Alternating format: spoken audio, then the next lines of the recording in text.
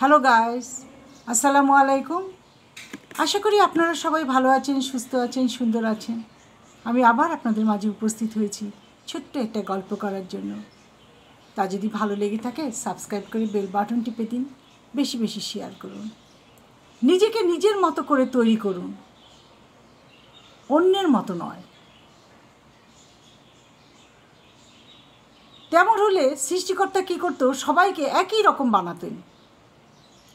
প্রত্যেককে তিনি আলাদা আলাদা করে বানিয়েছেন, মানুষকে আলাদা করে বানিয়েছেন, আলাদা করে গুণ দিয়েছেন, মেধাশক্তি দিয়েছেন, কর্মঠ করেছেন, কাউকে অলস করেছেন, কাউকে সুন্দর করেছেন, কাউকে কুৎসিত করেছেন, কাউকে সাদা করেছেন, কাউকে কালো করেছেন।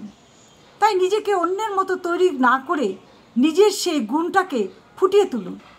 আপনার ভিতরে যে প্রতিভাটা আছে, আপনার ভিতরে যে গুণগুলো আছে, সেগুলোকে তুলে ধরুন, অন্যের মতন নিজেকে তৈরি না করে।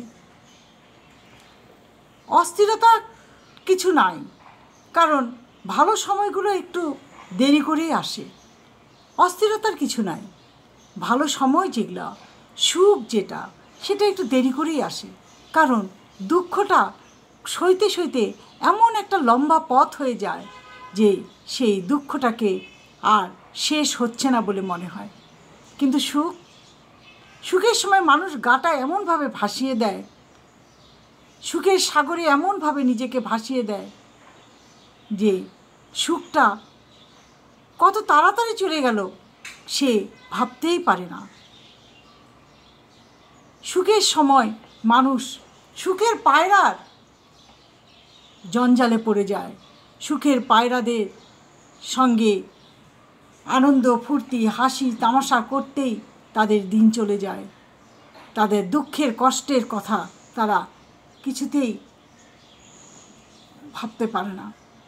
তাই সুখটা যখন চলে যায়, দুঃখটা যখন চলে আসে, তখন সেই দুঃখের সাগরে মানুষ আর নিজেকে ধরে রাখতে পারে না। সুখী মানুষরা যখন সুখ থেকে দুঃখে পড়ে যায়, তখন তাদের দুঃখের আর শেষ হয় না। সুখ পাখিটা তাদেরকে এইভাবেই ছেড়ে দিয়ে চলে যায়। তাই সুখের সময় নিজেকে এত সংযত রাখবেন যেন সুখ পাখিটা সহজে আপনাকে ছেড়ে না যায়। তাই খারাপ সময়টা একটু ধৈর্য ধরা উচিত।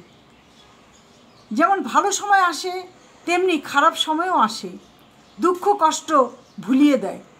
এই যে ভালো সময়টা যে আসলো, এই ভালো সময়টা কি করে, এসে মানুষের জীবনে দুঃখ কষ্ট যন্ত্রণা সব ভুলিয়ে দেয়।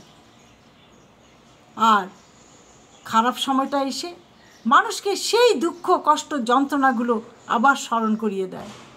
তখন মানুষ অস্থির হয়ে যায়, পাগল হয়ে যায়। তাই সুখের সময় নিজেকে সংযত রাখুন, দুঃখের সময় ভেবে চিন্তে পা ফেলুন, তাহলে হয়তো দুটোই সমানভাবে অতিবাহিত করতে পারবেন। আজ এই পর্যন্ত। ভালো থাকেন, সুস্থ থাকেন। আল্লাহ হাফেজ।